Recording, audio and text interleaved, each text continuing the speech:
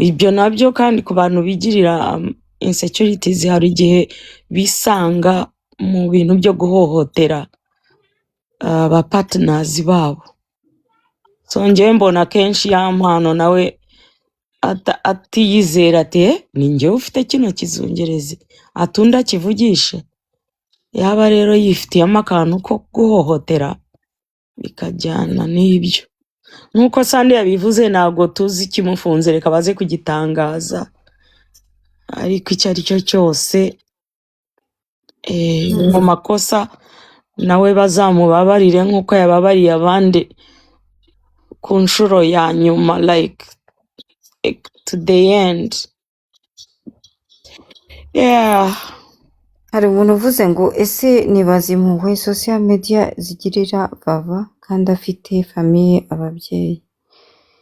Nyine manipulation z'uriya mutipe nizo zimwica. Muri make. Ikibazo nuko barwana nk'uko kandi bagikundana. Nicyo kibazo. Ikintu nabonye nuko ari umukobwa aramukunda, ari umuhungu aramukunda. Nyine ni ibyo urabona barabafunga. Ariko hakazamo utuntu twa manipulations, nyine utuntu nk'utwo, ariko gukundana. Nose umukobwa yasubirayo bamukubita atamukunda. Ariko abantu bakomeretsa abandi kuriya. Aho ikiza nuko inzego z'iwacu icyo nzikundira ntibareba ngo ni urukundo, barakundana, bareba uhohoterwa.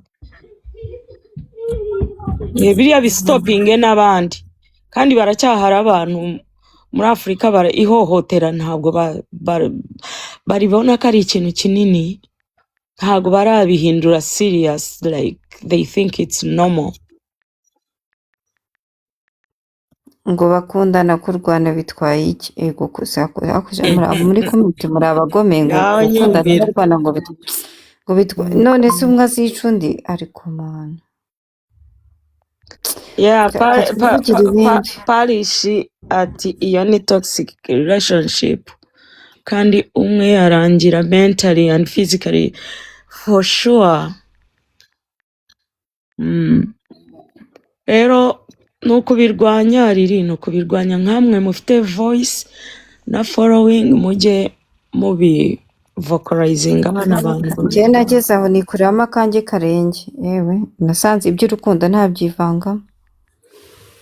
Ariko uyu mukobwa none se oya niba ugiriye inama umukobwa ukamubwira ati reka ngushakira ahantu ho kuba nkamuha kwa kuzina wanjye ngo abagiyeyo abahunze izo nshye akanga kujyayo, none se urajya mugenze gute?